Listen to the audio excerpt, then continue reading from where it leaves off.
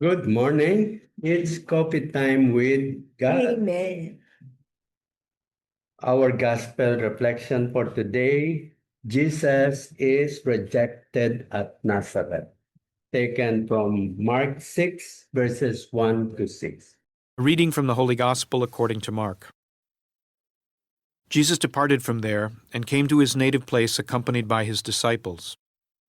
When the Sabbath came, he began to teach in the synagogue, and many who heard him were astonished. They said, "Where did this man get all this? What kind of wisdom has been given him? What mighty deeds are wrought by his hands? Is he not the carpenter, the son of Mary, and the brother of James and Joseph and Judas and Simon? And are not his sisters here with us?" And they took offense at him. Jesus said to them, "A prophet is not without honor except in his native place, and among his own kin, and in his own house." So he was not able to perform any mighty deed there, apart from curing a few sick people by laying his hands on them. He was amazed at their lack of faith. The Gospel of the Lord.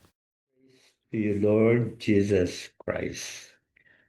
Sa akin yung what kind of wisdom has been given to him. Actually, lahat nung dito questions, no, tungkol sa kanya.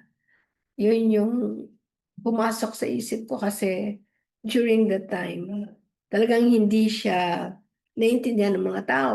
Syempre, wala na silang alam wala namang Bible nun. So, puro tanong sila. So, pinapakita dito talagang ang tao, no, hindi rin talaga sila naniniwala agad. Kaya puro tanong sila tungkol kay Jesus dito. So, hanggang sa ending nga talagang pinakita dun yung lack of faith ng mga tao. Yeah. So, yung wisdom ang di ba? Yung tanong na what kind of wisdom, parang Ayan. tinatanong So, yan yung klase. isa lang sa Isa lang. tanong nila. Ang dami nilang tanong. Correct. Parang hindi sila makapaniwala sa ating Panginoon dun sa mga kagalingan niya pag-iisip, yung wisdom niya. Yeah. Ayan, kadugtong nun yung a prophet is not without honor except in his native place. Ang ibig sabihin, yan yung mga townsmate niya, mga kababayan niya. So yan yung sinasabi na yung mga kamag-anak, mga kababayan, sila yung ang daming tanong. Hindi sila makapaniwala. Kasi ano yun ang tawag doon? Nasa mind na nila. Yung na yan, mahirap, wala namang talagang masyadong alam. Bakit ngayon biglang ganyan? Yun yung yun yung. Okay, so ang sinabi mo nga, more of yung puro questions. No? May doubt. Okay, dun sa sa message para sa akin, idadagdag ko lang din dito, no? Ang mga kinwestiyon kay Jesus, puro yung katauhan ng tao. Kasi pinapakita din, gusto talaga ipakita dito sa atin sa message na Jesus is really human. No? Kasi kailangan matanggap natin yun na human siya. Kasi pag hindi natin natanggap na ang Diyos natin ay naging tao, hindi natin mararamdaman yung pagmamahal niya. No, hindi natin, kasi the more na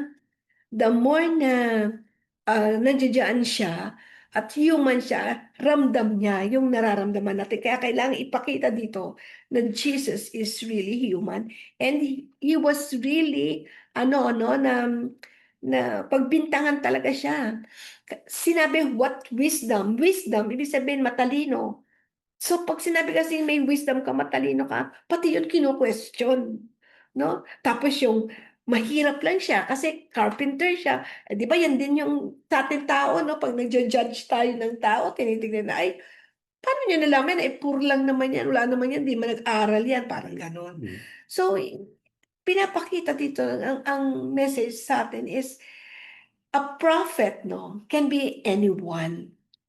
Basta't nakigat ka. Kaya lang, si Jesus, no, siya yung sent by God to prove to us na we can follow Him. Kaya siya naging tao. So kung talagang totoo po tayo sa puso, kahit po i-question tayo ng i-question ng ganito, no? At walang faith yung mga tao sa atin, ano ginawa ni Jesus? He continued his mission. Amen. So ito yung para sinasabi sa evangelization, yung bang importante yung persistency and expected merong mga ganitong klaseng rejection doon sa ating ginagawa. Si Jesus nga di ba? Nagkaroon siya ng rejection doon pa sa mga kababayan niya. And ito rin yung parang i-relate ko na rin sa ating ginagawa. Ang rejection kasi yan ang pinakamabigat para ano ka parang mag-stop ka or hindi mo tuloy yung magandang ginagawa mo. And dito pinakita natin Panginoon that it is part of our mission. Yes. Kasi ang ano ang problema? Bakit? Kilala ka nila from nung bata ka pa. And kung ano yung naging judgment nila, prejudice na tinatawag, o na-box ka na nila, yun ang tingin nila Kaya everything that changes sa atin, parang kune-question nila. And that question begins to yung kanilang paniniwala sa atin or paano natin sila mako-convince, bumababa ang kanilang interest sa atin. Kasi yun na yung judgment nila, prejudgment sabi. Ibig sabihin, ibinax na niya tayo. Binigay yan ni Jesus sa gospel so that we can already anticipate when we start our mission of evangelization. Mahirap talaga yung sa mga kasama mo na nakasama mo na nung bata ka pa.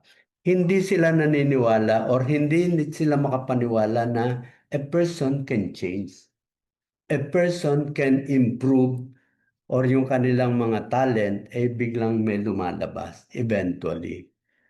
Yun yung problema. Kaya nga sabi sa atin, even in our accompaniment sa kapihan, ayaw natin na kung noon ganun ang pagkakakilala natin sa kanila, ayaw natin i-judge sila. We need to always give them the benefit of the doubt.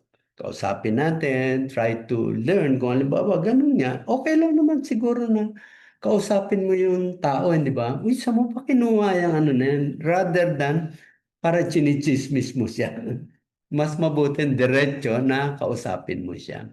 So, this is what I would like to, lalo na sa mga nag-uumpisa mag-serve sa apostolate, sa ministry sa simbahan, we might expect that. Kaya nga ganyan pinakita. So that will not hinder you to do your evangelization at home because you know what will already happen. So hindi ka na madi-discourage. So it has to start Okay, yeah. within the family. And then ito isa pa, yun nga yung parang binibigay dito sa atin na hindi po tayo madi-discourage kasi alam na natin no, na merong kukontra sa atin. Ang pinaka na wag po natin gawin, pag may kumontra sa atin at nasa community is also part of the family, wag po tayong tumigil. Kasi sino po ang hinihintuan nyo? Yung mission mo kay God. Yung taong nagsira sa iyo, no? Wag mo siyang pabayaan mo lang siya. But you continue your work. Kasi ang demonyo ang magwawagi. Yeah. Huminto ka. Oo. Believe nga ako sa iyo Ikaw kasi talagang hindi nag-umpisa ka sa mga kapatid Teka. mo no? Ako hindi. Ko. Ako hindi. Nag-ano talaga ako. Nag-try ako pero ganon at prejudge ako. And nag-ano muna ako sa iba. Nung medyo nagkaroon na ako ng strength doon sa ginagawa ko or siguro na-train na rin, doon lang ako nag-umpisang bumalik sa mga kapatid ko. Siguro yun yung plan ni God sa'yo. Yeah. Amen. Okay. So see you again tomorrow in our coffee time with God. Amen.